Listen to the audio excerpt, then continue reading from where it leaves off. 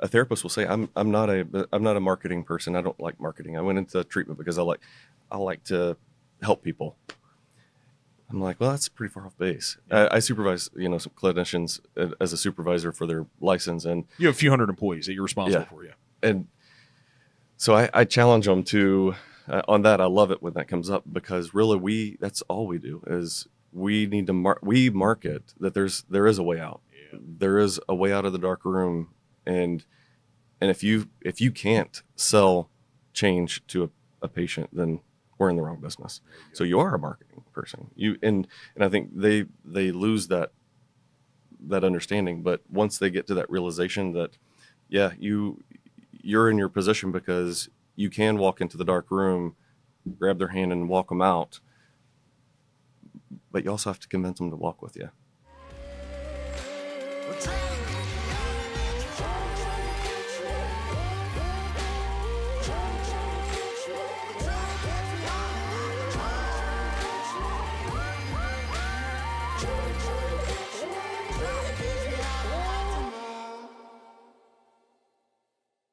Jason Staats. Hey, we should have pressed record and went live on this thing before. The previous 30 minutes, it's been awesome. But short introduction here.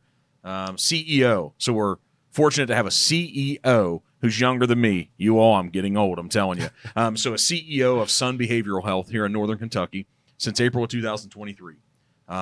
You are a trained clinical counselor in psychology, but you have a master's of science from Eastern Kentucky University in clinical psychology, right? And then you were a clinical counselor. You didn't go forward with the PhD stuff to become a clinical psychologist because you went the administrative route. Right. And we were just talking about your career and how impressive it is to be sitting here at 40 years old to be sitting here in a CEO role of something that's so significant to our community.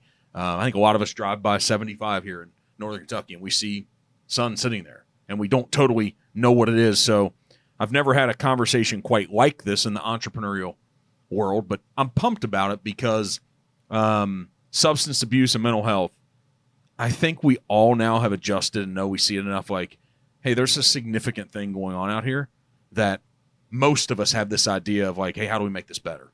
So I'm pumped about the conversation, about you coming in. We talked about some of my past and with family and stuff and how rigid I could be around the accountability piece that I want to have and how easy decisions seem to me. But you have a more supportive, maybe empathetic position because you spent time. So educate me and us today, but I'm pumped about how we can help learn about mental health, how it's different from maybe when we were growing up 20 and 30 years ago.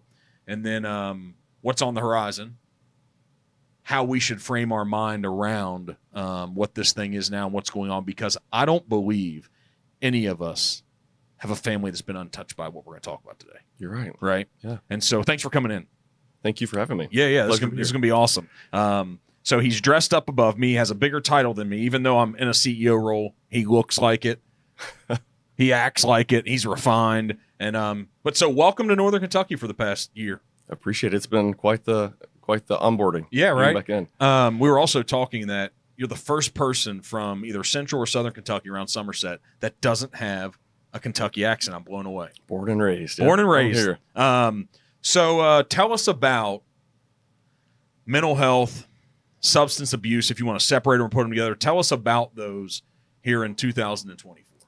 Yeah, I think, like I had mentioned earlier, it's something we're always going to struggle with, and we always have seen in the patterns of our culture and the history. But I think it's worse now because, for instance, kids have access to the social pressures and everything in their life. It's in their hand. When you and I were growing up, we deal with stuff at school, we deal with pressure at school, we deal with things there, and we come home and it's, isolated and we can compartmentalize.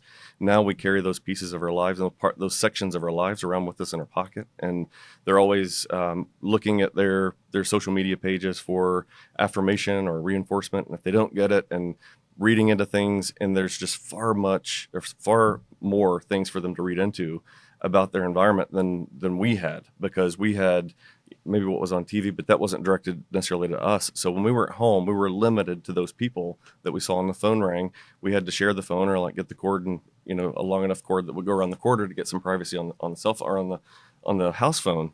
But now you have those social pressures from all points of your life that are kind of traveling with you, and there's more accountability to be available, to be somewhere, or to commit to things, and to be present and aware and alert and on top of things. And I think those types of changes in our society, it makes it even more difficult for people to do well from a mental health perspective, in kids especially. And we have a part of our hospital that does treat kids in our outpatient programs, and it's tough. Specifically, I think I say that it's probably arguably more tough for a kid to go through a situation than an adult, because they're developing their whole idea of the world around them. So when you're developing up until probably early adulthood, they are developing their understanding of situations. They're getting experience. They're learning how to ride a bike, and those types of things. Are learning how to get routines down to where they can rehearse that and do it naturally throughout their life. And so I look at that as kind of like they have this set of springs that they're developing that repel stressors and things that happen in their life and environment or whatever. They're learning how to repel those things and survive under changing circumstances that are happening around them. So they go through something versus an adult who already developed all those experiences, already has the knowledge, already seen things. So an adult goes through a situation and they kind of repel it much easier. The kid who doesn't have their response system, their set of springs haven't necessarily been formed yet, and so it impacts the formation of their whole response system, their whole ability to reflect or repel anxiety or whatever it may be. And so it's a little bit more damaging for a kid to go through something traumatic than it is an adult. Not to say that an adult can't be severely impacted, but it changes their whole development a little different. Is it true, I hear this and I repeat it, but maybe today I don't know if it's true, that the frontal cortex doesn't completely develop until like 25? Right, yeah. So we're still learning all these things That's until absolutely then. right, yeah. So the question is, and then I hear these moments between 8 and 15, like those are really developmental years for kids. Is 15 to 20 as important as 8 to 15? Is 20 to 25 as important to 15 to 20?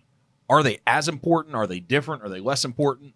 I think they're all different, and they build upon each other. So if the earlier you disrupt something like that, the worse it impacts. Compounds. Yeah, one way or on another down the right? road. So if you have what's really a disaster and hard to deal with is, we look at some of the people in our lives that are the source of stability and survival. Like our parents may be our source of food and shelter and survival. And if our parent is also someone who is a source of trauma, that is even more of an impact, because then you're trying to understand, how is this person that is my source of stability also the source of a lot of trauma? They can't verbalize that, but in reality, that's what I'm sitting here thinking about. I don't even know if it's a thought, but you're impacted, right? While you're trying to learn, that's what's probably embedded in your brain about what you learn. That maybe that's normal behavior, right?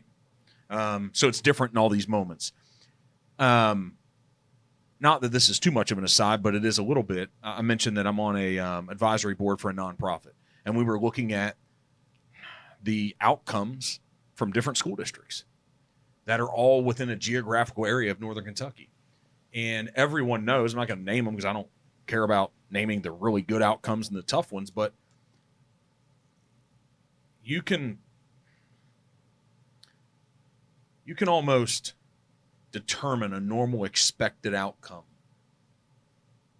of someone's adolescence, their early and late teens, being a young adult in their life, by the zip code they come from. There's research around this now. And then that's also reflected in outcomes of school districts.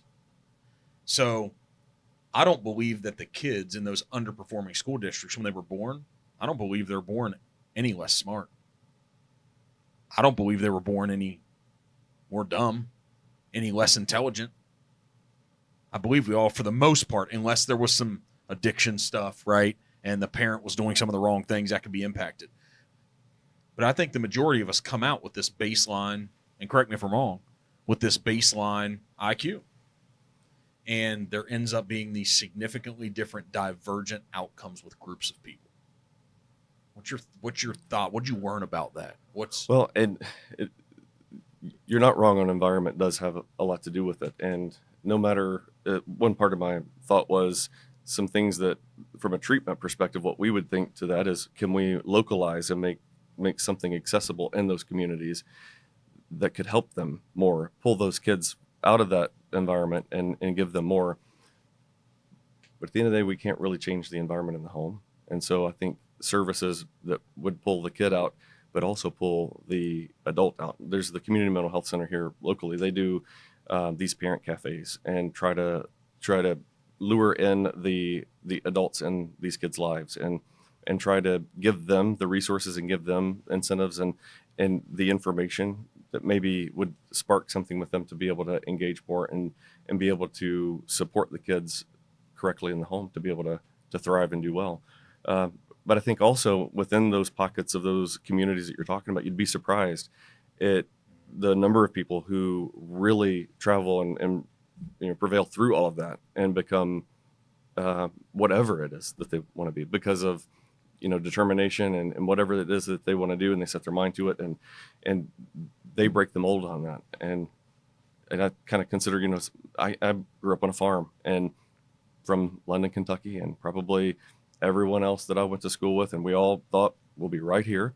You don't really travel very far from where you live, and I could have very well stayed there and worked locally and be there, or move on and do something different. And I moved on and did something different, but it was out of the norm. Yeah, why'd that happen? It just kind of happened and evolved for me.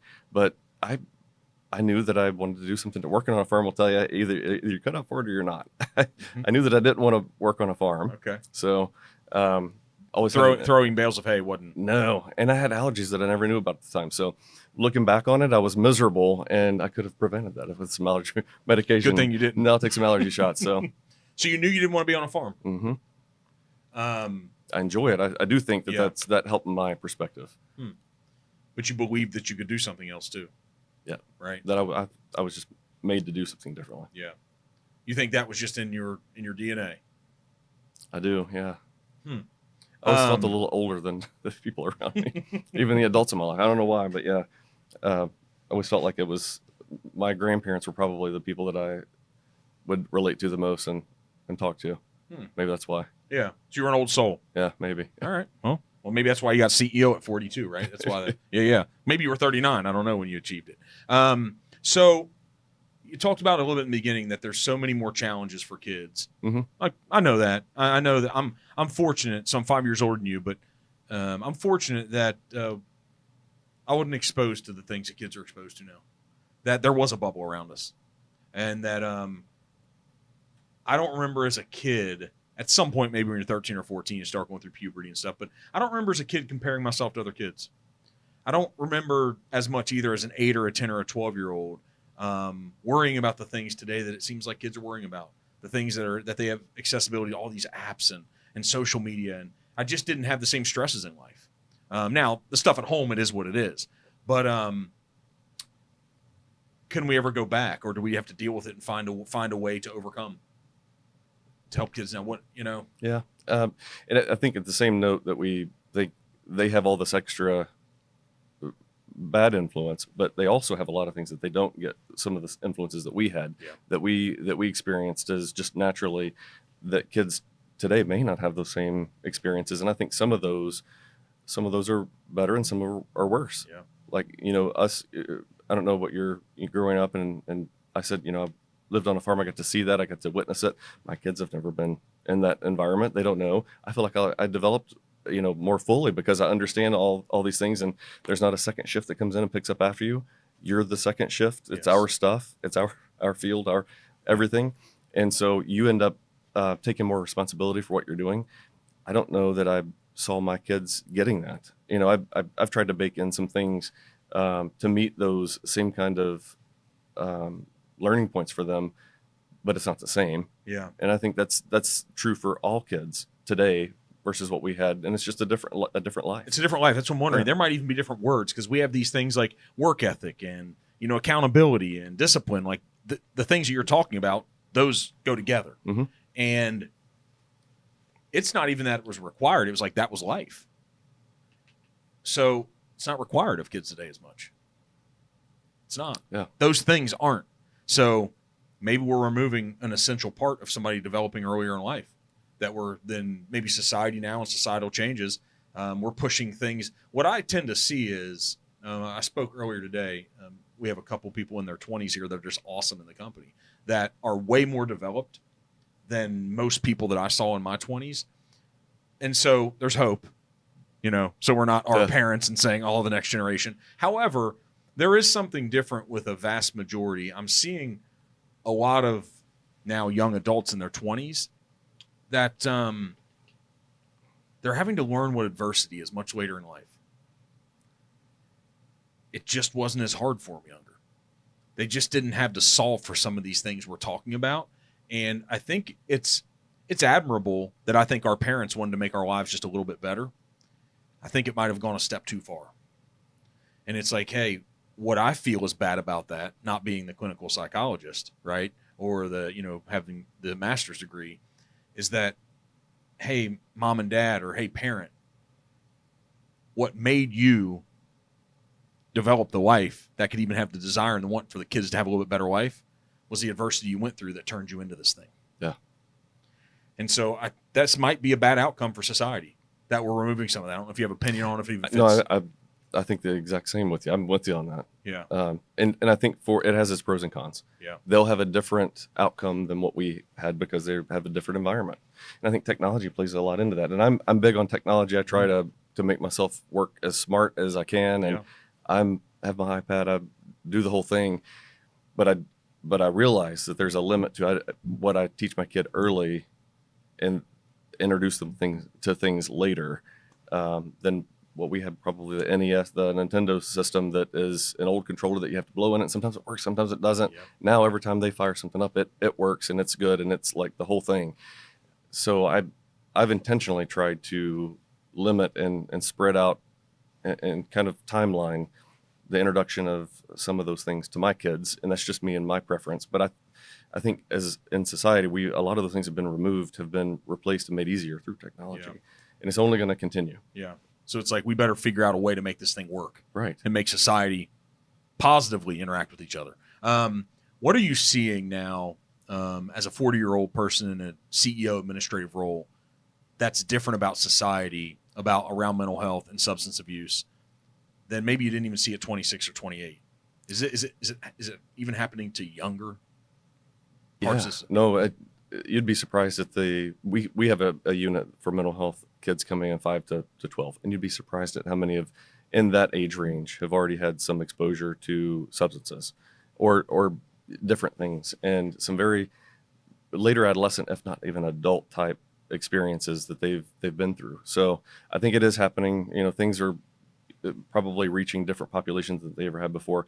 But I think, above all, I can see a difference in the workforce and the people that we have coming to apply for jobs, and who we're seeing that actually want to commit to a job where it's in a helping profession that has a actual in-person responsibility, that it's not a remote position. And this is not positive what you're talking about. Well, I mean, we have to hunt more to find those people. And I think for me in particular, we are fortunately not in a staffing crisis right now, and knock on wood, because it could be. I was going to do it with you. Others are, and I've been there before. So the industry as a whole. Yeah, the industry as a whole is a struggle because people are moving away from the care industry, for one reason or another. It may or may not be due to it requires a lot of you, and it requires you to come to the plate, and it's tiring, and sometimes it's not always rewarding financially. So we, in the workforce, we see a lot more people ghosting on interviews, not showing up. And if you and I don't know what your work ethic is, but I assume that if you set yourself up for an interview, you'd be there, even if you didn't want it. Even if you didn't want the job, you'd want them to want you. If something legitimately happened that would, sound like an excuse that the person that was waiting on me, I would call. I would say, hey, this happened in my life. I'm sorry I can't make it. It really did. Can I reschedule? Or I'd call even after it and say, hey, maybe I blew the interview. Maybe you're not going to give me another one, but this really did happen in my life. I know it sounds crazy, but it happened. Like, can I reschedule? Like, that's a mirage. Like, that's not happening. That's not society now. And you would think in our slice of the workforce and healthcare, you would think that population would be more stable in that regard than any, but it's just not. And it's all across the board with every type of position. So we're having, our society is raising up, unfortunately, a larger subsection of us adults that aren't as prepared with the skills. Right. Could be willingness, could be skills, could be lack of work ethic. So that's real. You're seeing it. Yep. So what do we do there? Like that's a part of a huge problem. I know what I would personally recommend, but I don't know that we're going to see that. So I think in general, in-person education for certain skills is required. So there's a lot of remote things that you can do and you can learn. In my profession, it does require talking to another human in person, and there's a lot of hands-on that you need to show competency there. You need to show that you've learned it. You need to show that you can do it, and see it and do it in front of someone else and get feedback. A bedside manner is what a layman would call it. Yeah, right. And you don't necessarily see that with completely remote education. There are some jobs and some skills and some degrees that it's perfectly fine. It's not in healthcare. And so I think those hybrid programs are, they struggle a little bit on getting that piece of it. It's getting better. I think as a whole, they've recognized it. And so they're starting to connect more with preceptor sites. So when these people are doing practicum or they're coming on site to do those things, because they are required to do portions of it. It's just that the true didactic education sitting in a classroom piece isn't there. So when they come on site, we're trying to bridge more of that. So when they go out into the profession, that they're able to say, I understand that. No, I've done that before. And I know what that feels like in the room doing that. I came across, there's certain podcasts I listen to, but I had never listened to Oprah's before. Like, she's not like this person I follow. Everybody knows who Oprah is, but she, there was a replay of a podcast that someone sent me, or I came across it. She was interviewing, I believe he was a psychologist, an author and a psychologist. And they were talking about kind of these subjects. And she talked about her starting the school in Africa for young girls. And she went into it trying to solve for one thing. She was thinking it was reading, writing, arithmetic. And she said, I realized they needed something completely different. And as I sat on this advisory board, too, for this nonprofit, some of the retired superintendents were talking about these types of things. But what Oprah said, and that it's about these soft skills that we would call them, but also she invoked the word grit and communication skills, that those are more important, they're finding now, for people to live a successful life than math and science. So we're not removing the math and science piece if you're going to go further in those fields, but that's not what we're talking about, right? We're talking about someone in the medical field that probably can have an associate's degree or less, right? That isn't coming with those skills. Right. But I think the foundation of those is confidence and self-esteem. That's what I believe. I see it every day. So how do we help society with those? How do we help them before they become someone that your company helps take care of and serve? I'll tell you, I'm working on a project in it's outside of Lexington, Clark County, working with their elementary school. We're going to go in and have a program in their school system. Okay. So we're going to go in and have a therapeutic classroom where one of my staff, a therapist, is going to run 4 to 5 hours of treatment with a mental health tech in there with them. And then they're going to do the education piece and have that component in there too. And so what I'm working on for us there is to start with the philosophy that these kids would do well if they can. And the fact that they're not doing well is not because they are a bad kid, that they're defiant. They're just trying to get under your skin. Or even low IQ or anything. It's like, right, they want to and they're capable. And we believe that they are not doing well because they don't have the skill sets to do. So we're going to start with looking at what is it that they're not doing well, whether it be staying in their seat or staying on task or whatever it may be. But if that's the problem, then we'll do a series of skill review. So cognitive skills, or their language skills, can they communicate? If they're not liking something, or if they don't know how to do something, can they communicate that? Do they know and feel comfortable communicating it? So we go through a series of those skill set reviews and focus our efforts on trying to build those skills. And so It's the same thing you said Oprah was saying. Though those are the things we're seeing that they need. We'll still do the education component, and they're doing that part. And that's not really my field, so I'm not sure about the things that they'll offer from that perspective. But I know on our side, we need to at least start from don't get frustrated with them because you think they're a bad kid. If you want to be frustrated that they don't have the skill set, and let's be part of the solution and teaching them that next skill set. So I think we'll see some patterns of those skills that are missing. So do you think society just used to teach us these? I think you just got them naturally. That's what I'm talking about. Yeah. Probably that you just don't get naturally now. That's what needs to be identified. I think it really propelled over the years of COVID, because not only were we not going in person to school, nothing was open, and you weren't sitting. I know us as a young hospital here, we just came in 2018, so we're still right now. I think I got here last year, and so I went back and I'm really redoing and kind of forming some of our initial relationships that really should have already started and really been in process, but they weren't because of COVID. Because I couldn't sit across from a community partner and say, how can we help? How can we be part of the problem solving here? It was very much removed by Teams or Zoom or whatever. So that lack of connection, I think, has been worse on those kinds of things that were already in process. It just kind of sped it up a little bit, and we've seen that more. What's your relationship with the word hope? Well, it's a big word.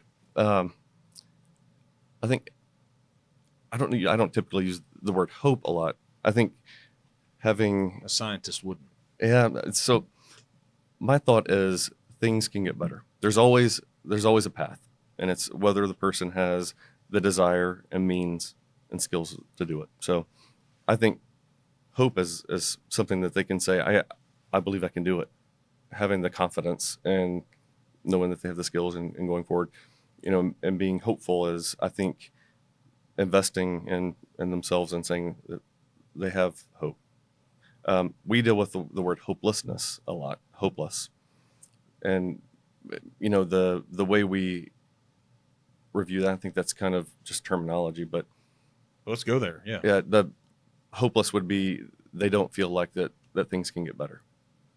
So our job would be to say, if they don't get better, it could be a choice. So here's a path. If you want to take the path, we can help you along the way.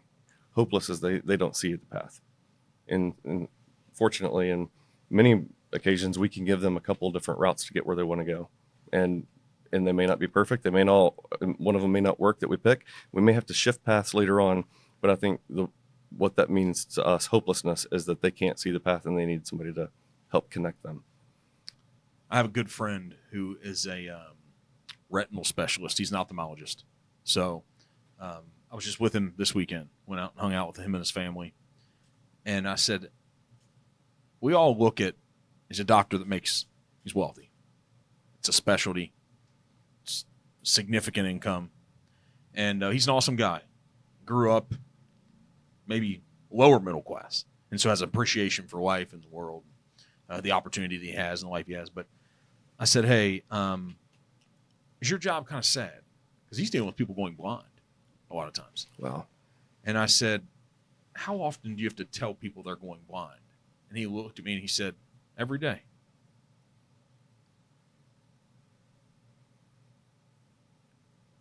Is there a correlation with your job somewhat? Because to him it's sad. He's like, yeah, it's sad, man. He's like, but I got to do the job because it's my job to try to extend their sight as long as I can. And to be honest with them, though, and prepare them for what most likely is coming. He's a very positive, optimistic guy, but he said, yeah, still sad. So that's real to him. Maybe there's a little more hope in your job. I don't know. Yeah, therapist, I think it's funny because we do have a marketing team. And so it's funny to have staff meetings that have clinicians and everyone in, because a therapist will say, I'm not a marketing person. I don't like marketing. I went into treatment because I like to help people. I'm like, well, that's pretty far off base. I supervise, some clinicians as a supervisor for their license, and you have a few hundred employees that you're responsible for. Yeah. And so I challenge them to, on that. I love it when that comes up, because really that's all we do is we need to we market that there is a way out. Yeah. There is a way out of the dark room And if you can't sell change to a patient, then we're in the wrong business. So you are a marketing person. And I think they lose that understanding. But once they get to that realization that, yeah, you're in your position because you can walk into the dark room, grab their hand and walk them out, but you also have to convince them to walk with you. And we meet people in the darkest point in their life. And honestly, we have, as far as like people think customer service for any kind of business, and for us, it's our patient care is our customer service. And we deal with the pretty difficult customers because they're done with life, or they're at a point where their family's done with them and they may be done with whatever's going on. But usually we encounter patients and their families at a point it's just their lowest, or probably not a good representation of them as a person or a family. And it's a difficult encounter. And our job is to try to navigate them out of that, to give them hope, and to really instill some kind of semblance of what a path may look like out of there. And we only have a short window of time to do it, because if they start to feel like, this is not for me, they bounce out of treatment pretty quick, and we've lost that opportunity, that short window of opportunity for them to see that there's a path. And so that, in a roundabout way, I hope that answers your question. Yeah, I think it does. Him telling someone that they're going blind is, you're saying that's a hard message to deliver. People come to us usually thinking worse than what we have to deliver. We have the opposite. We can say, actually, you could go the opposite direction if you choose, and if you will allow us to help you, if you allow us to call your family and get them involved, we can give them that opposite message. Yeah. Whereas I don't know if he has the opportunity. No, I mean, what I asked him wasn't with that. I said, hey, are there times there's nothing you can do? He said, yeah. Like, what are we there? And he said, a lot of times, man, you don't know about this to your 50s or 60s. And he said, there's macular degeneration. There's these things we hear about. He's like, you can slow it down, but it's happening. It's 100% going to happen. Yeah. If you live long, it's going to happen for some of these people. So there's nothing they can do. And so he's telling people that. I was like, man, that's tough. I would struggle with that. Yeah. I very much value my vision. Yeah. And like, that's the one thing. That's the one thing. And I was talking to my senior, I said, man, you take away anything else. I don't want to lose those things. Take away anything else. And I thought about in that moment, man, those things make me so appreciative. But as I'm sitting here listening to you as well, man, this has to be emotionally taxing on you and your people. It is. It has to be. Well, every day there's a crisis, because that's what we deal with. We specialize in helping people out of crisis. So on any given day, whether it's at our front door, whether it's on the phone, and everyone in my building really needs to be equipped to be able to absorb that. And like I said, a lot of people, there are very few people that aren't touched by mental health. And when I talk to every new employee, I talk to them personally, and be sure that I connect with them, and don't necessarily interview them all. The ones that I do interview, I want to know what makes you come to mental health. Even if you worked in it for years, what made you go to mental health? Because we all have a story. We all have some connection to it, whether it's us or your families or someone that we've known. And as long as that is in a good place, because we could be at any variable degree of closeness to our own story. And if they're too close to it, they don't do well in our setting. And they may, once they get a little bit more of a buffer, but maybe today's not the right time for you. Yeah. And if we can pick up on that and know that, because in general, we want people who understand and get what we do, believe in it, and really approach it from an empathetic and somebody who understands it. But we don't want them to be kind of mixed up in their own stuff at the same time, because then it becomes too much for them. So, but yeah. Did you know what you were signing up for? Yeah, I think. You did? For the most 22 years ago, or whatever path you chose, you knew. Mm-hmm. Huh. So you're always that old soul, and you still said, let's go. Don't need the personal path, but there was a reason, or you just were called to this thing? I think I have my own personal connections to it. Like we all do, right? We all do, yeah. And I think initially that might be what gave me some interest. But I was actually, I was in college, and with my bachelor's, I went to the advisor, the standard advisor they sign you to, and just go check in with them. And through all of that, I thought initially I wanted to go into the medical field, and I went to this program that kind of propels you and gets you thrown into it to see if you like what you're seeing as far as all the biology and all the stuff. And so I did it, and I thought, I want to be a psychiatrist, and I thought, or a psychologist, one of the two. And so I was talking to the advisor, and she said, well, you really need to go get a job in that field. I've talked to several people, and what she was saying is, just go check it out and be sure that you see it so that you know that it's not for you, and you divert into a different path, because she knew that it was tough. She knew that most people who go work in it don't necessarily come back and choose a field in it. Yeah. So not only did I get that, that's what really kind of drove my path from there. I signed up as a mental health tech. I worked as a mental health tech at a hospital and worked overnight and weekends and went to school through the week and loved it. And honestly, I saw a lot of opportunity that things could have been better, and I thought, wow, this could be something that I get this, and I get what's going on, and I kind of see opportunity in it. And if we can't do it here, then I'll do it. And so I think that's just kind of started me from there.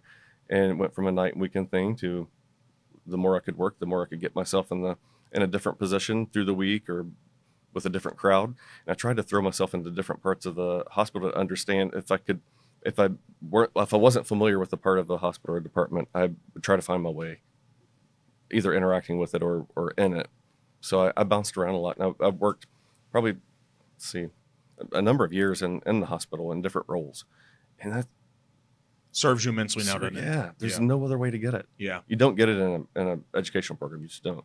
Yeah, as you being in the CEO role now, you understand the different areas and what they're going through and operations and the way that things need to happen. And because that's the biggest part, is to sit down and understand and be able to make the right decisions based upon things you learned in the past and what's really happening, understanding strategy, how it all goes together, right? All these things, right?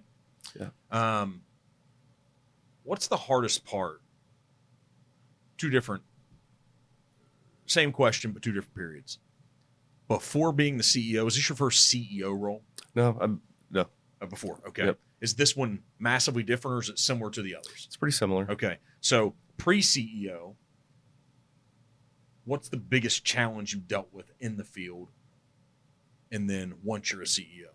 So as working directly with patients, the most challenging thing is to see families and sometimes the person themselves. But seeing a family who desperately wants someone to get well, but they're not quite there yet, and you know that. So you trying to navigate the family in the right direction, but also saying, stay strong, because it might be a couple of times of this before things get better. And if it's not for you, you have to make the right decision, and you have to remove yourself or buffer yourself from it. And families don't want to do that. And so those conversations, I think, clinically are the hardest hurdles to cross. And as a clinician, I think those are the most difficult situations to walk into, because they're frequent, that we have families that are committed, and maybe more committed than the person realizes they need to be. Yeah. So then what about once you were in the CEO role? In this role, it's interesting, because there's always something to deal with on a different perspective, and it's funny to know what people think of my role in different parts of the building, because I've been there, and to have the perception of, oh, that's great, you should be a CEO because things are easier there. There's a lot of responsibility in the CEO role that I don't think I even gave it credit for. Oh. And until you're in the shoes, you don't know how they fit. And honestly speaking, I don't know how some people in the past, I can now see why companies run differently. If they don't understand it, I don't know how I would have made certain decisions had I not been a tech before. How would I, make the right decision for them? Yeah. But having been there, so I think the toughest thing now is having the right kind of support in place to be able to actually act on and think about and execute things in a way that doesn't impact, because now I know the decision I'm making today is going to impact that third shift person on the weekend that doesn't have a resource there to help them. And trying to battle policies and systems that maybe others put in place that don't totally align with the way it should be operated. Right. That's a problem. And knowing that sometimes you can't create the square out of this round peg you have here, Yeah. and you're going to have to make that work. And so making that work and thinking about, because now I know how it impacts everyone, and so I feel responsible for it. But I do pretty well with that. I do a lot of things to engage my team at various different levels, and we have a values committee that I meet with a group of people. There's like some therapists and MHTs, which were our techs and RNs. They come in and we all sit down and we talk about how are we aligning with our values, and do you feel supported? The people on your shift feel supported? If not, what can we do? And I think they're able to help share some of that burden of getting the support back out. But I think, yeah, probably the most difficult thing is maintaining a workforce that is committed. Is it lonely being a CEO? Oh yeah. Why? Oh yeah. There's really nobody you can walk down the hall and say, hey, because everyone in the building reports to you. So there's no peer group in the CEO seat. So you have to be very careful in how you approach things and how you react to things. And if you're in a staff meeting and everyone's watching something for the first time, your reaction is important, because everyone in the room tailors their reaction to what you're doing. So I try to make sure that I'm as neutral as possible in those situations, and it does get a little lonely, and you have to be confident that you know the right decision and you have the right people that you can bounce things off of. You have your mentors, you have your people that you're able to get that second level of opinion from. And I think in a lot of ways, I think I am part of my team in other ways, and a lot of my decisions are bouncing things off of them. Yeah. Where do you go for your development, though? Is there a CEO group? Have you found the right people to listen to? Is it the right books? Is it where do you go to continue to get better? I learn every day from the people that I work with. So I try to. I realize that I'm not a subject matter expert in everything in our building, and I can't and don't want to be. Yeah. But I try to find those people who are. And just like when I was a MHT trying to learn what they did down the hall in the other department, I'm really curious why they're so good. I know that they're good at what they do. So what do? You ask them? Yeah, and try to go along, do like a kind of a ride along in their position for the day or whatever. But I learn. I'm a clinician, but I learn from my clinical leadership team every day, and still have those conversations and run through patient scenarios and what are we doing, this particular part of the building and for this program for whatever reason. And I think being willing to learn from them is probably what keeps me fresh in my role. So what are you optimistic about? You're in a space that, me not being there, I wouldn't know to be optimistic about it now, because it's your job, it's your career. We're all touched by someone with addiction, with mental health problems, and we don't know how to solve them. I can be the most critical thinker. I can be a problem solver. I can sit down and be willing to have a conversation with that individual, but don't have the training, don't have the experience that you have. And it feels, from this side so often, it feels hopeless. What are you optimistic about? Change is possible, and things can get better. And sometimes it takes time, sometimes it takes change, but change is possible and things get better. And most everything is a matter of perspective. How is change possible? It's a big change is possible is a very huge statement. But then me even asking, well, how do you change then? That's like even bigger. So, but how's it possible? Because we hear it so often, and I said it beforehand. I'm like, what I know is if you don't like your life and you want it to change, you got to change. Aside from your job or my job, I know that personally in my life. If I want something to change, not talking about anybody else, I know I need to change my behavior because I can't wait for someone else to. So how do we change? I think most everything's about perspective. Okay, so talk about that, would you? Yeah. If it's not something that is chemical and they need medication to adjust, the rest of it can be worked on in perspective. So my CFO was working with I think somebody in his family's brother was applying for a job, and he said, I shared with him one of the key things that I think I've learned from you. And I was like, what is that? And he said, to assume positive intent.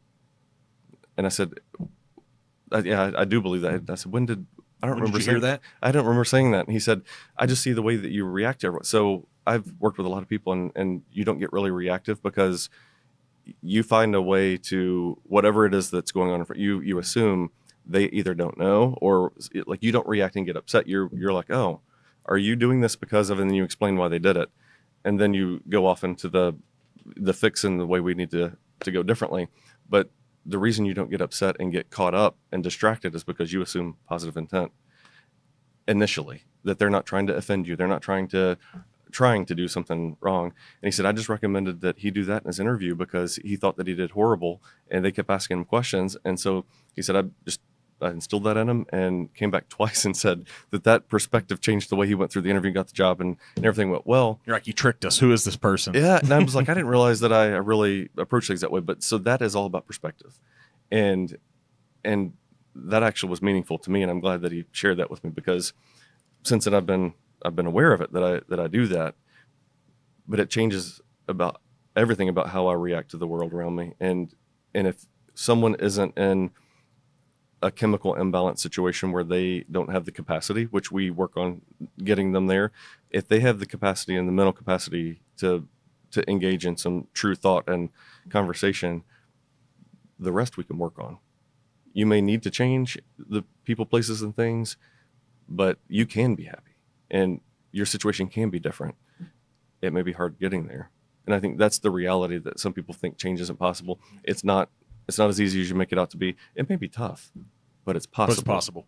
And it's certainly better than the alternative that we see people weighing. Yeah. Because a lot of times we encounter people that have given up, and there isn't a light at the end of the tunnel. They're ready. They're done. And we're having to build back that tunnel with the light and say, yes, it's there. We're going to take you there. Mm-hmm. And I think that, to me, means that our job is helping them work on perspective. What do you want to see yourself doing? What is happiness to you? What does it look like? And can you get there from here? We may need to make a couple changes to get there. Yeah. And if you truly want to be over here, I used to work with kids with substance use problems, and one of my favorite populations is adolescents with this particular substance use problems. Usually we're all highly intelligent and overthinkers, and were really extremely manipulative because they knew the world and they knew things just really well. But them understanding that there was a way out, and what I started with is, we don't talk about drugs unless you're ready to talk about drugs. It was a drug program. They were referred to us because of whatever court requirement they had to come there. But I wasn't going to be the person to bring up drugs. Yeah. I want to know what you want. What do you want? What do you want to accomplish? And sometimes it was more like here and now, like I want the judge to leave me alone. I want to be able to go back home, live at home, or whatever. Well, how do we get there? Who's requiring something? Why can't you get there? Because I'm on probation, or whatever it is. So it may circle back around to, you need to make a decision about drugs. And if you want to quit, I'll help you. If you don't, you're not going to do what you want. Figure out their why. Figure out their why. Right. And sometimes it was that, more of a here and now. Sometimes it's, I want to be fill in the blank. I want to be this professional, whatever it is. And then you can help them. That's a bit more of a reverse engineering, maybe, about, I don't know, right? You say you want this. Well, let's talk about what that looks like. Yeah. And right? how do you get there? How do you get there from here? Yeah. And helping them. Can you do that with adults, though? Or is it way more successful with adolescents? Oh, yeah. Of course you can do it with adults. But adults are a little bit more convinced that they know it already. Because then why are they sitting in front of you? I think I could benefit from sitting in front of someone that most days myself. So I think we all... Right? Yeah. But they think they already know. But I'm like, hey, guys, if you already had it figured out and knew, I wouldn't be here helping you. Yeah. You probably don't say it that way. Even with an adult, you have to start with, what do you want out of this? Yeah. So in therapy, we don't do a lot of like individual sit-down couch therapy, but... Groups. Yeah. But I think that all starts with, what do you want out of this so that I can succeed and that you view this as successful? Yeah. What is it that you're expecting? And you just work out up front. Is that reality? And if it's not, you need to face it. This is only a reality if you're willing to work on some of these things over here. You're not going to get there. Yep. And they have so to understand that, right? I break it down. I have to in this sales and marketing environment. Even though that's what the business you're in, your job is a little bit more difficult. I just tell people, I'm like, guys, all that I think we are is the things we think about, what we do with them. It's the things we think about and choices we make. I just think life's that simple. And so if you can comprehend those two things, perspective, right? That's what perspective is. Then you can think through it. Well, I want to do this stuff. It feels like it's worth it. Okay, should I or not? If we can just make it that simple and stop making it so stinking complex sometimes, maybe It's easier to accomplish. I don't know. And if they have the skill and Yeah. ability to do it, Yeah. it's possible. Yeah. So you're in the world where you actually recognize and see people that you would identify to say, hey, right now they don't have the skills to do this. Even Yeah. as adults. Yeah. See, because I'm in the position where I'm just like, well, you're either gonna do it or not. I do have sympathy for what the outcome of their life's going to be, because I know they're not going to achieve what they want, but it's that simple. That, like, hey guys, these are the things that have to happen. If they don't happen, and I'm dealing with people that have the cognitive ability and all, and they still don't want to be disciplined. So I'm sitting here knowing that you're dealing with what I'm talking about, and then compounding it times some number. It has to be really, really tough. When you go home at night, what's the nights when you feel really good? Oh, it's when like today was a great day, because I love getting feedback that something's really worked out for a patient, and we got some of that feedback today. We don't always get the good stories. Yeah. Now, we hear repeat people coming in and like, it didn't go well and whatever happened, but when things go really well for them, we don't always get that outcome, because for confidentiality reasons we don't track anything and can't really stay connected. But I think the days I feel really well and empowered is we have these big wins, either clinically, where my team is proud that they've done something great, they've made a breakthrough, whatever it is, or I think we have a lot of leadership wins, and we set our goals. And I think that's something that we do a little bit differently than some hospitals I've been in, is even if we have an operational metric, we try to tie it to something patient related. So if whatever it may be, we would change the terminology. If it's how many patients have we treated versus, our number, they're patients. And so we would refer to them as patients. And so I think the big wins is when I have breakthroughs on, we've gotten a program launched that's needed, or we've gotten a new group that's formed and specifically for a target population. Recently, we just did a adult trauma population that had been through significant trauma, and launching that was huge, because we've seen such an immediate positive response from it. I don't do ECT here, but I've done ECT. What is that? Electroconvulsive therapy, which is an older type of treatment, but it's made a resurface recently. And I think of this lady that I saw when she started treatments with us there. She would come in, and obviously she looked like maybe hadn't even showered, a little disheveled, looked like she needed her help. And several treatments later, I encountered that lady, and it was a whole different person. And that's empowering. And those moments make the day worth it, make the hard days worth it. And we take people's pictures that come in, because when you take medication or you give anything, you have to have a couple of identifiers. One is a picture that they have the right bracelet on and everything fits, your name, all the stuff. And over time, I've learned that showing the person that picture on the way out it's empowering for them. Yeah. And sometimes, is that the right word? Yeah, no, that conversation is, those types of conversations are the things that really make every day worth it for us. This is what possible looks like. And I know inside of you, you're like, I hope I don't see you again, but maybe you just gave them a little bit today that gives them a shot to go out here and do some good things. What do you think the evolution of your career field, these types of hospitals, facilities, what's the future look like in a decade? Well, it's changed a lot in the past decade. Okay. So you have to look at things. When you think of mental health inpatient treatment, some people still think of the old state hospitals, short ceilings, long hallways, the old school thing. That's what we try to go away from that. Our building's new, and the buildings I've always had have been relatively new. And so we try to dispel those disbeliefs, or those beliefs about treatment, and make it more of a comfortable environment. But there is something to be said for, many years ago, you went into treatment, it was automatically 30 days, no matter what you were going in for. It was time spent to get things kicked back into order.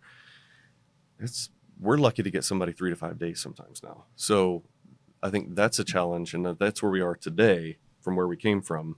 And everything's moving to more of a quicker, more consolidated fix for something that's very complicated. So I think the challenge for us over time is to figure out how we do more with less time, or less investment of their time. And Sounds like $1 billion idea, even in the financial world. It's like, Yeah. well, that's what we're all trying to do. yeah, I mean, it is. yeah. How do we do more with less? But in a lot of ways, you can't negotiate the time that it takes. So something an exercise I would do with some of my team is go home tonight and try to eat with the opposite hand, with fork in the different hand. Brush your teeth with the opposite hand, and we're training people to live differently, do things differently. You're absolutely capable of doing things with the opposite hand, but it's going to take some time to get used to that. And how far do you get along before you realize, oh wait, I switched back to my primary hand and didn't even realize I did it? Changing the way you live is super difficult, and the way you think, your natural reaction to life and stress or whatever's going on around you. We're trying to shake that up a little bit and have them leave us in a way that they're in routine and not switching back without realizing it to the other way of doing 3 to 5 things days. and pretty quick. So what we do and what we're growing is our outpatient step down. So if people leave quicker from inpatient, maybe we can bridge that gap in an outpatient way. And so we try to get that same level of intensity while letting them stay at home at night. So I think the future, next decade, what it looks like for us is to figure out, as people expect to be able to accomplish more in less time, how do we do it quicker? How do we send it home with them and it be effective?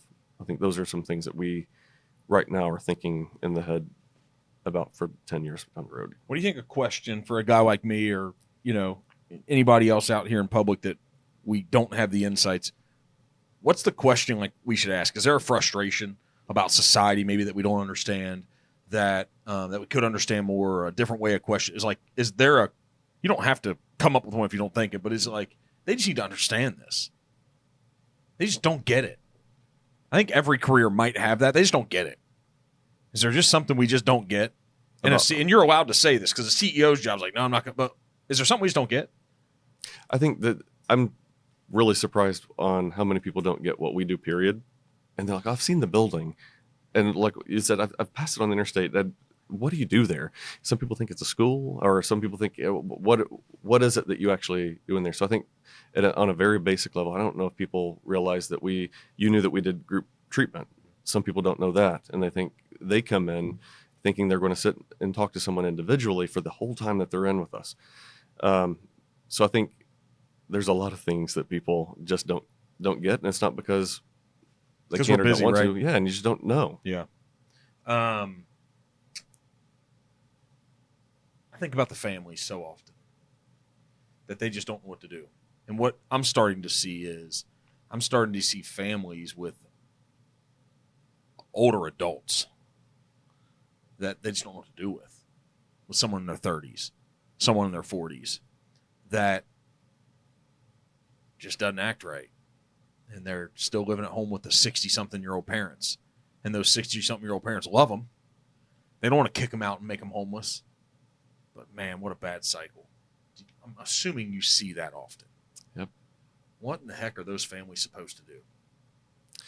Well, you hear the word tough love and sometimes enabling it's the word that we would typically talk through is, are you making the life easier now than it's easier to live in this space, in this life right now, than the alternative of growing and developing and moving on, and Dependency and stuff, right? yeah, and it's about them having that right balance on still loving their loved one, but putting the right limits in place or boundaries in place to where they're nudged in a healthy way to evolve. Do you see that's a big struggle for families?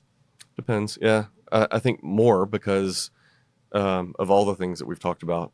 I think people are acknowledged as adolescent longer in life than what they used to be. And I think we just set people up to be more dependent on their families longer till the 25-ish range or whatever. And so that spills over. Whereas, that historically may have been a younger age where people were more independent. They may rely more on their parents than they did. It's tough. You get an adult to their 40 and they're still relying on that. I kind of start losing hope. How do you undo it at that point? Yep. I'm just being honest on the things that I see. I see some of that around in my life. and I've seen it repeat so often. I'm like, you guys aren't changing. You aren't forcing tough love because you're thinking about all the what ifs. What if I kick them out? What if they're on the street? What if they die? What if I'm like, yeah, but what if you don't do anything? You see what that is. Not only are they're ruining their life, they're ruining your life too. So if you're 63 years old, let's say you live another 20 years, you see the rest of your life. Is that what you want? And I see people and some people say yes. Yeah. Because I'm not willing to look at the alternative. Yeah. Man, that's so tough. But yet they'll be upset about it. They'll complain about it. They'll wonder why the person isn't being grown up and why they aren't changing.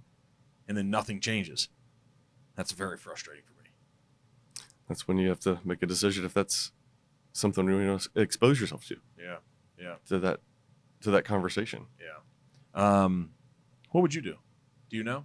Depends. Every situation is different. It truly, and That's true. I hate to answer without answering. Yeah, that is truly what that was. But go ahead. So every situation is different, but it is, isn't it? Yeah, it is.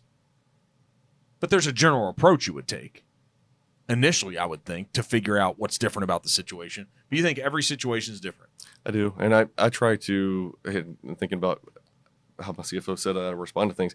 I typically will approach situations like that with questions and just ask questions and not be judgmental or interrogating or anything like that, but just the questions that lead that person you're trying to get them to make the decisions, have them understand it. Yeah. And if they see it and understand it and still don't want to do anything about it, that's when it's my issue. I'm the one who has a problem with it. Yeah. I have the problem with them talking to me about it. So they don't want to change and they want to still talk about it. And that's part of them. And they identify with us. They identify with being the parent of this 40-year-old. But is that my problem? And what do I want to do about it? Mm-hmm. If anything. Do you have moments on the psychologist side of things and counselor where you just get to a point, even with your business, where you're like, there's nothing else we can do right now? Does that ever happen? Like you get to a moment and there's nothing we can do. There is, but it's not permanent. But there are points in time where we stop where we're at, and we're not going to do anything right now. And even in treatment, so directly in treatment and as a business, both. But even in treatment, sometimes we see it's not effective to continue to drive this right now. We can revisit. We can come back to it when it's time. Now may not be the time because they're not committed. But there are initiatives when you're working with multiple teams and whatever dynamic may be going on, and you see a change that needs to happen today, but forcing that change today when it's not ready may cause it to collapse. And they might not be prepared, right? They might not have the infrastructure, right, to do it properly too. And I've seen numerous things like that where I see a lot of things that I want to change overnight, but they need to have a plan and more of a sequence, and we need to have the certain people in place to support it. And I've strategically chosen to put things like that on a timeline and not do something right now. And so both from a business perspective and from a treatment perspective, I think we see that both. Yeah.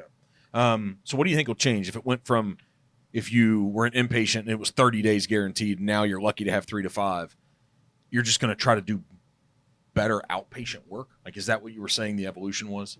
I think the world is evolving to more of a abbreviated inpatient and more robust outpatient, and then eventually probably going to try to tighten up the outpatient, spend less time with that.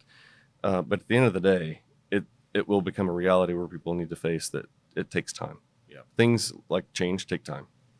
Is like, if we're having the real business conversation, is this a resource thing too? I mean, is it an insurance company thing? Is it not having a lot? Yeah. Yeah. Heavily. That's the real business part mm-hmm. of it. Yep. Frustrating. We have a part of what we do, and it's all healthcare. It's not just for us, but for us, we have to do a pre-certification, and we run a particular recommendation by the insurance company, and if they don't feel like it's necessary, they don't approve it. And so it's up to the, from a payment perspective, then you're kind of stuck with that on, telling the patient that you need this, but your insurance is not necessarily covering it. But they drive a lot. They drive efficient care because it matters, to them. So I think efficiency is driven from that perspective. And at the same time, you might have the consumer also want to spend less, negotiate their time with it because they feel like that they have it handled quicker or whatever. And so I think from both perspectives, you see that push. Hey, thanks for tuning in. Be sure to follow The Necessary Entrepreneur on your favorite social media platforms so you never miss out on engaging content. If you were the czar of mental health in this country and substance abuse and totally no budget, unlimited resources, no restriction of laws, what would you change? I probably would standardize the way we approach treatment in each of the states, because things are different. Which is ridiculous because we're all the same humans with the same problems. Oh, yeah. But it's very different. And having worked in a couple of the states and come back to Kentucky, and it's truly a thing where you have to take some time and just orient yourself to how the state operates. Like, for instance, in Ohio, they have substance use and mental health. They're not the same oversight. They have two separate limbs that really drive them. Whereas here it's together. In Ohio, they have localized boards. They call ADAMH boards, drug and alcohol boards that are localized for mental health. Here, it's more of a state funding, where it would be more localized funding there for the counties. And so little things like that, political changes like that, I think sometimes dilute the system of care. And so the systems look differently.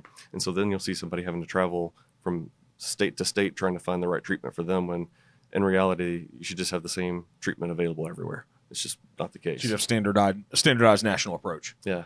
And really something I struggle with here and everywhere is we've sunk a lot of resource and attention behind substance use, but we haven't with mental health. So if I have someone in my building right now, it happens every day, I probably have a number of them that come in, they have lost all their resources, they have nowhere to live. They are what we would call, maybe not the traditional vision of the word homeless, but they have nowhere to go today. If that person has a substance use problem, I'm going to be looking for a sober living house. I'm going to be looking for a rehab, some sort of continuation of treatment that has a component that they can stay there. There's nothing like that for mental health.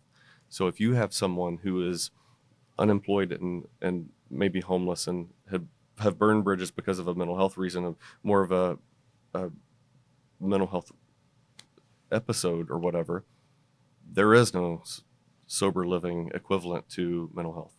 There is no residential for mental health adults. So that's probably where I would push a lot of that funding. So where do they go? Under a bridge? Sometimes they end up going to a shelter, and sometimes they end up going to various different means and family members, and we stretch and we try to pull on family and whoever they have left in their life. But rough reality is that they're homeless, and I know that person, no matter how stable they are today in front of us, they're only as good as today if they don't show back up for treatment somewhere to get their medication to continue doing whatever it is that they need to do. We've come a long way in healthcare, whereas now we have some of those medications you can do an injection one per month, whereas usually we'd have to take it every day and stay consistent and everything. And families would struggle having that person stable because they couldn't manage it every day. But now we're at least advanced in that perspective. If we could just get the stability of resource around them on housing and maybe a case manager to show up and take them to their appointment to make sure they get their next injection, and to maybe not see those symptoms return as heavy. Those things I think are the biggest challenges. 2024, the past year and every time I see somebody who's a president of our country, they look decades older by the time they get done. They sure do. So is that similar to your role? It feels like it, man. Yeah. So I feel like I look back and I think it's been a year, but I think in some regards we've accomplished so much in a year. And so it's been a long year, but in other ways, boy, it zips by, and it does age you, just because it doesn't stop. Yeah. And especially in our business, because we deal with crisis. So it's never like a calm, just a normal day at the office. Yeah. You don't have a tax time of the year where 2 or 3 months it's a huge rush and we're all stressed out. And then, it's all the time. And we always have to 24/7 have our staff ready and equipped to deal with that crisis, and making sure that we have the right people, the right seats, 24 hours a day, down to someone answers the phone. They may not be a clinician, but they're talking to someone who's contemplating suicide tonight at 3 a.m, and who answers the phone on my side needs to be ready to take that call. And Does that happen often? Yeah. Yeah. And those are the people we encounter. Yeah. And that's a day at the office, is making sure that you're staffed for that 24 hours a day, to have a clean environment, to have food that's prepared and suitable to your population. So you have the environment, you have the support staff and the clinicians ready to do that 24. That's aging. And you chose this. Yeah. Because I understand it. Yeah. What do you think you'll understand in another 10 years that you don't now? Because you're a very intellectual thinker. What do you think the 50-year-old Jason, because I bet the 40-year-old Jason laughs at what the 30-year-old Jason didn't know. Well, today I actually pointed out that I interview differently. So I try to always read the situation and my people correctly. And I think that I've learned so much about reading interviews and like things like that, and being able to execute quicker and do things quicker. Think on your feet. Be more efficient. Yep. And I think that's probably going to be another thing I look back on. I'm probably going to see another wave of, wow, I've came light years with that. Yeah. Being able to get the right people in the right seats at the right time. Knowing situational things immediately. You're probably really good now, but it'll be even quicker then. Oh, You'll yeah. look back, you'll be like, how did he not just know that? You think that's what it's going to be? Yep. Perspective, thought process. Yep. Because you already have employees saying really good things about you, about your approach, right? Something that they were just aware about how you do things. I hope, yeah. Well, that's what he told you earlier. You're like, Yeah. how'd you know that, right? You're like, well, I just see how you handle things. You have to have someone really supportive, not just you have some kids, but not just a husband or a wife, but somebody that's really supportive, because the person that you are when you go home, and you've given a lot. Same thing as all your employees. It's important to have someone balanced and stable and capable there. Oh, yeah. Right? It's not just about who you are as the person.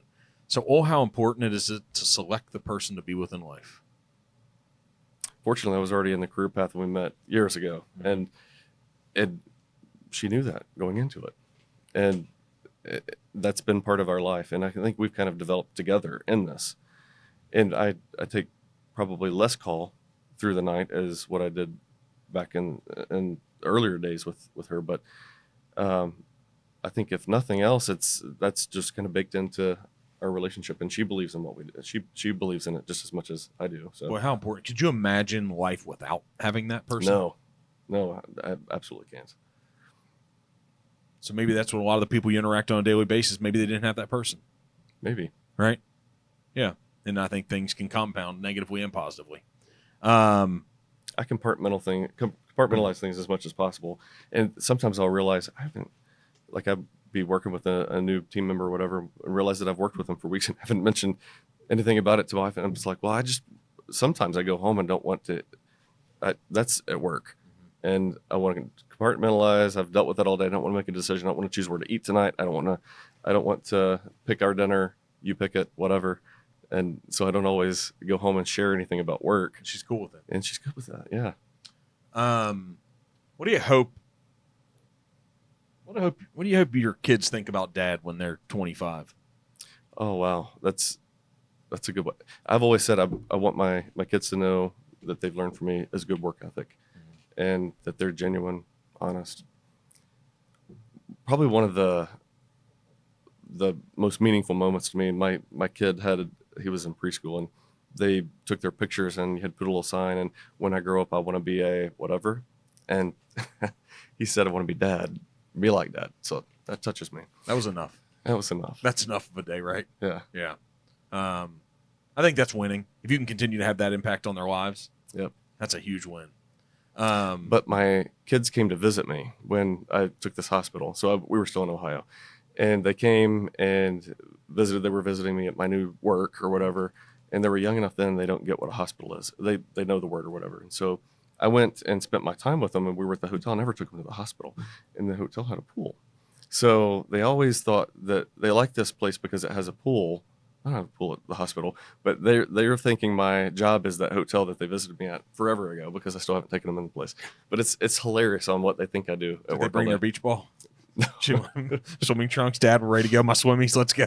I think my youngest, who's like truly really, he doesn't understand it, and he said something. He says, "Can you do something for me at work?" He said, "I know all you do is print at work all day." He thinks I print things all day at work. That's your job. I don't even print anything because I use my iPad. Usually I try to not print anything, keep paper. But he's like, "Can you print this for me? I know you're printing things all day at work." You're just like, yes. Right. I love to ask him, "What do you think I do today? What do you think I do?" What's your favorite thing to do with them? Camp. Oh, you guys are outdoorsy. Yeah. Got a pull behind camper. So we hook it on and go wherever.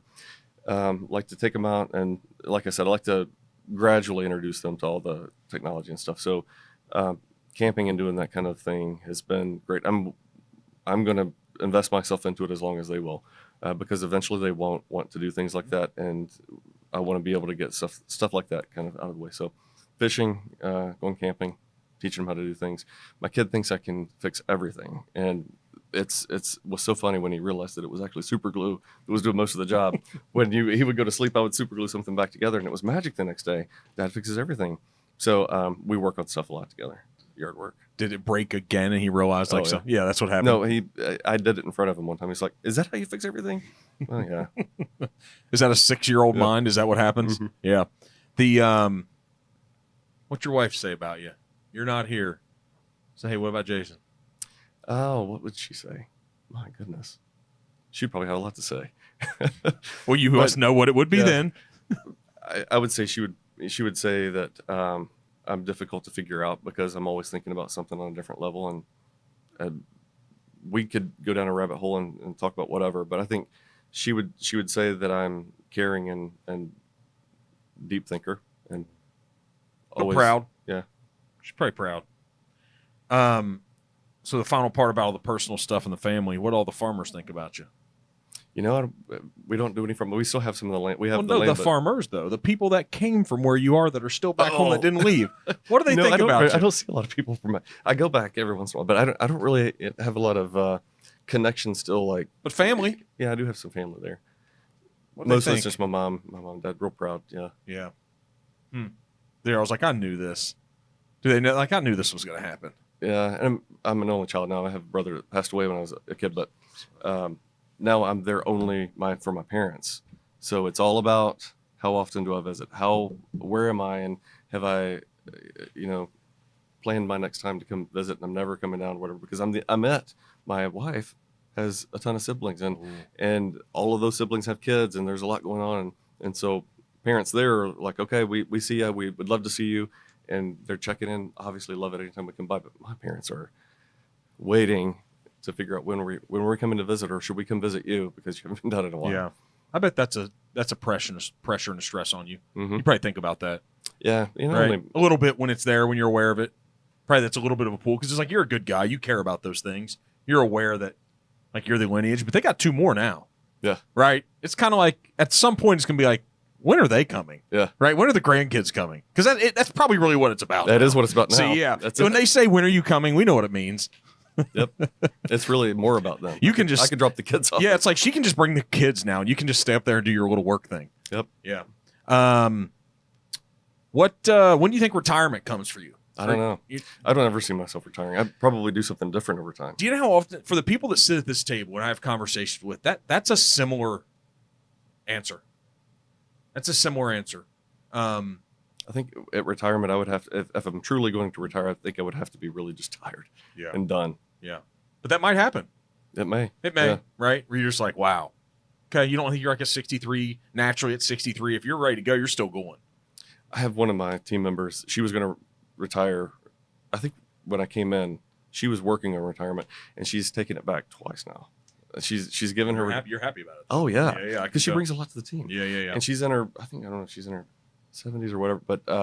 But she, and the only time she thinks about retiring, she said, I always thought I would want to do something different, but I've been able to do more over this past year or whatever than what I've been doing because I've pulled her into some different things, and I'm using her experience to push others or like to think about something differently.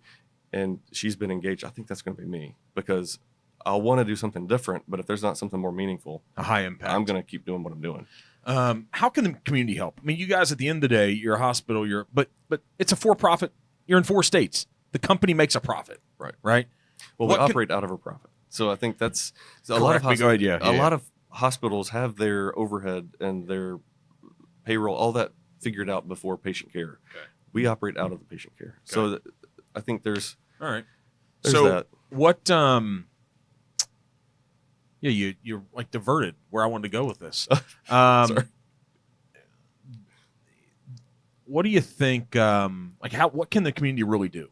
Because what we do is we were talking about, the boys' home, North Kentucky Boys' Home. We do stuff with the Brighton Center. I'm on this, this advisory board for this. We don't think about what you're doing as philanthropic, but it's got the same things associated with it that we're trying to fix doing our philanthropy stuff. Right. Can the community do anything? I mean, if it's no, it's no. As far as like in a financial perspective, we find the means through our patient care to be able to fund what we're doing. Yeah. But the message is the same. You're right, and I think awareness and connectivity is probably what the community could do more of, and that's more on us than them because we're new. COVID happened, and we really weren't integrated and connected. So I think the more community partners can be willing to sit at the table, work together. Just over the past year of me being here, I now have the community mental health center comes in, meets with every person who's going to follow up with them. They send someone over to in person say, you're going to come see me, right? Because I want you to show up, because their no-show rates would cause people to relapse and all the things. I now have the school system that I'm trying to work with, and that wasn't ever formed fully, I don't think. And I think what the community could do more is resources around connecting, understanding what we both bring to the table as far as connecting the puzzle pieces on these people. There's a lot of overlap in what we do. So I think the schools and community mental health, our partner, St. Elizabeth, who does a great job of partnering with us, all those different entities, they're all required. We all rely on each other. What was the pull for Clark County school system? I know you guys have Lexington. They approached us. I was going to say, why not something up here? We may do that. I don't know. Just seemed natural geographically. I had previously worked in Lexington, so I knew the school system there. Okay. So Fayette County. And my office there, it was really natural to start there, and we got into school. And so Clark County had heard what we were doing in the school there, and were really interested. So that's where the conversation kind of generated there. Carroll County is another that we're able to drive people back. We're able to pick them up and provide transportation if they live within a certain scope, but they're outside of that. And so there's a huge gap in people being able to return to Carroll County or stay stable in that county. So they've asked us to come to their school system. And so now we're pursuing, in the next couple of months, we'll be putting a similar program in there, the high schoolers there, elementary in Clark County, and middle school in Lexington. Is the financial piece a hurdle to overcome? Like, where's this get funded? From the state, from grants, from same way that our service. So our services is, and really, it's not really about a service, a really highly productive service line. For that, to me, is more of a community partnership. Okay, so you can only do so many of those. I mean, you really can, because you're so busy with taking care of your customers, your clients, right? The patients. Yeah. So you can only do so much. It's not like you can go out in every county and do it. Not in every county, no. But as long as we can find a way to cover cost of doing that, it's worth it to me to be a good partner to a county that is part of Northern Kentucky. Yeah. That doesn't necessarily get to travel back and forth to our building every day. So it was more meaningful for me to try to make that work for them. They're a small school system, so they only have one of each. So I'm wondering if they have the amount of people that needed at one time to keep it sustained over time. And I think, we'll get into it and see. You'll find out. But I think it'll evolve. So I think I was probably geographically limited as well in how I'm thinking about this. Do you have a lot of patients from all around the state? Mm-hmm. Okay.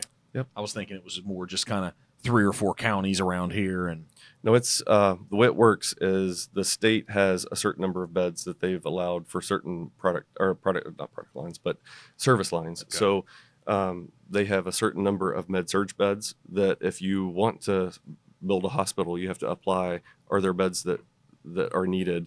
And I would like to fulfill that need. So they're spread throughout the state, and they're not all littered in every county. So you do have to accept people from all the counties that are impacted in kind of in your catchment area. So we end up treating people from Ohio. Not as many people come over the river. It's a big barrier. It's a big barrier. But we do treat some people from Ohio. We treat southeastern Kentucky, Pikeville, Pineville, and those areas. And London, where I'm from, I see people coming from there. A lot from Louisville because it's a bigger metropolitan area. So all over the state, really. Yeah.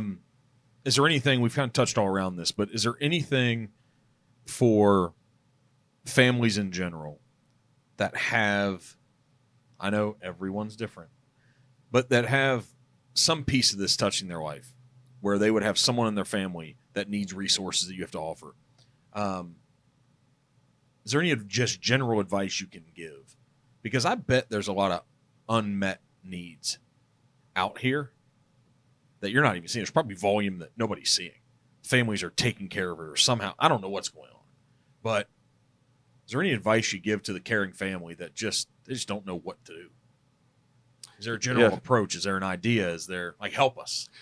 I think it's just knowing the limit of what you can do. So sometimes you can give them the resources, you can give them phone numbers, you can give whatever. But if they're not willing for help, how much are you going to invest in trying to make them go do something that they don't want to do? And it's going to work out bad for everyone. So I think first, just recognize, do they want help, and know the right number to call. For instance, we have 24-hour line that we can give families advice. There's a we'll pop that up on this too. The Community Mental Health Center has a local hotline that you can call. They even have transportation. So if the person is not able to drive themselves over to us or wherever they need to go, they actually can use grant-funded dollars to get them an Uber or whatever it is to get help. But I think that's a place where a family member could call and say, what are the options? Because as a layperson family member, you don't know where the options are. So just, I think, reaching out, getting the options, and then from that point, does the person want them? And if they want it, help link them to it. But I think all along the lines, realize where your limits are and being able to help them, because don't assign yourself too much responsibility. If they're not going to do something, you overassign yourself responsibility, you feel guilty for what they're doing, and it's not you. Yeah. So I think taking care of themselves, and making sure, when you're on the plane, they say, put the oxygen mask on yourself before you help someone else, because you need to be well, and you need to be able to have enough left over to give to them. If you're giving them everything, then you start to suffer. What else? This is awesome time. What else? Just that. And so resources, there's a lot through SAMHSA. There's a substance use and addiction national website, the samhsa.org. They have a lot of resources that speak to families, and some videos and things that they can go through and learn or whatever. But educating themselves on what their family members going through, I think, helps more than anything. When we have someone leave our services, we want to connect to a family member, at least one other person in their life. And they can say no, but for things to be effective, making sure that someone else in their life understands what we're telling them to do. That way they can help hold them consistent. But I think educating themselves, sometimes families are way off base, and we may see somebody leaving for substance use, for instance. They may discharge, they're clean and sober. Their family doesn't know that taking them from here to a restaurant to eat where there's a bar is not the best thing to do the day after. So educating them on what the limits are and how they can be supportive, and not overdoing it, but knowing where their limits are and what they should do. So it's not probably too dissimilar from, once that kid leaves school, what are they going home to at night? Right? Yeah. It's almost the same thing. Yeah. I don't even need to look at my questions here, but we didn't touch on the age-old stuff about mission and values. I mean, we've shared so much today, but the mission is probably just to help people. Yeah. I mean, you have a better way to explain it, but I'm like, that's what you're trying to do. I was really happy with the position I was in, and I really have to believe in the values of the company that I work for. And coming to work for this company, and the mission being baked into the name and solving unmet needs, focusing on teamwork and the safety of the patient, and truly making that part of the operational, all of the operational key metrics and what you're looking at, making a successful company out of good work and solid treatment that does something good for patients, that means a lot to me. And finding people and being able to, you don't always have people who enter our building with all that. We help cultivate that, but they have to have the foundation.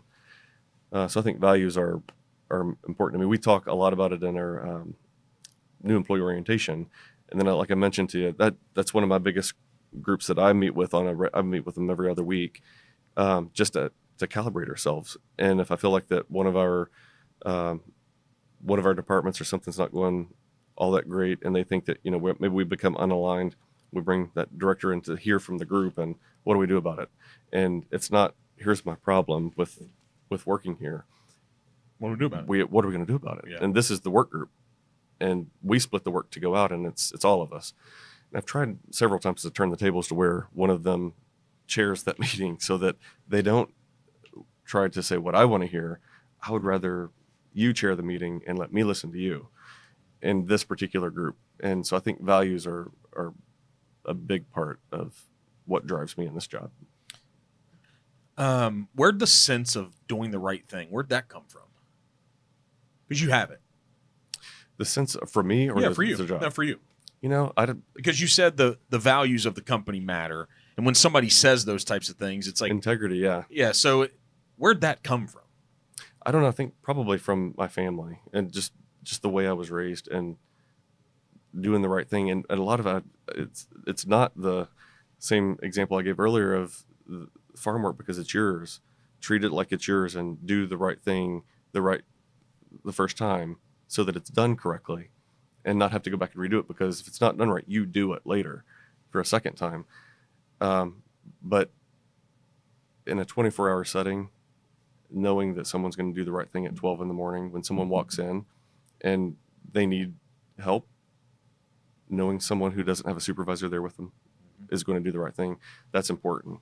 And a lot of hospitals, I mean, you can't help. That's a culture. You're talking about culture now. Yeah. You can't be all-knowing to every employee of what they're going through, and there's a decision they're going to make. You have to And delegate and empower people. and that they understand the right thing to do. So there you go. That's what And I'm so saying. do they even know that wasn't right? Yeah. Yeah, I mean, that's important with society, because what I could sit in here and say, hey, guys, go do the right thing. Well, it's like, what's your perspective on the right thing? So that's when you throw the question out. What is the right thing here? Yeah. What do we need to do? One of my clinical leaders is really good about that. Well, what's the right thing to do? If we're ever conflicted about that, or when we're really puzzled, does this impact patients? How would it, if you're a patient's perspective sitting in those shoes, what should we do? What's the right thing to do by the patient? What's the right thing to do there for them? It gets pretty easy then, doesn't it? Like when you go there, you get to it really quick with that question. Yeah, sometimes you hit sometimes there's a couple ways you could go with something. Okay. And it's been interesting. You see two different divergent opposing, thinking. Huh, that's interesting. But then you learn. You're sitting back as a CEO learning, like, Yeah, I'm like, Okay. I probably would do that differently. yeah, I need to make some adjustments there. Let's grow. Let's have some more development moments. It's a great conversation. Thanks for appreciate coming in. Yeah. I think it'll give people insight a little bit more about what the building is, what Sun is, what you actually do, and then maybe a little bit of an approach on when we interact or encounter these folks that are the ones that we care about in our families. Like, what's the approach? How do we do things? What's a different perspective or a mindset to be able to handle it? We shared some things beforehand, so Yeah. we all come to this with our own opinions. Yep. Right? And that's not always the best thing for the other folks, but you know what you know. You have the perspective on things that you have. So embrace the experts, right? Yep. Call the right numbers. Go get the right resources. Know where the sense of stability is. And some people don't know where that is, and sometimes that's us. Yeah, just know if they aren't able to find stability in their family. Yeah. To reach out. Are you a reader? I haven't had time to read as much lately. Right when I asked that question, I was like, I bet that's the answer. Yeah. I have done some more audiobooks. When I was driving back and forth moving here, tried to get into some audiobooks, but I haven't had time to really read as much. I'm as assuming nonfiction. Yeah. Yeah. Mindset stuff. Well, let's see, the last book, I think that was, it was about George Washington. Never Forget Your First is what it was called. Oh, okay. George Washington. Yeah. The first president, right? Yep. Never forget your first. Was there like a takeaway from it at all? Yeah. So I enjoy reading about leadership, and sometimes it's not always what history tells you. And the more you learn about sometimes a pretty dynamic or controversial even. Sometimes what we know about people through our history lesson isn't always what it was. Could be an And Abe so- Lincoln, could be a Steve So Jobs, Abe Lincoln's could be, my, or that your yeah. that's your dude. yeah, that's who I would spend most time Yeah. reading about. What about a Winston Churchill? Yeah, I don't think I've read anything about Winston Churchill. He's a unique human. Mm-hmm. Yeah. Yeah, share some historical stuff. We can learn so much from these historical figures. So much. Like Teddy Roosevelt, just wild.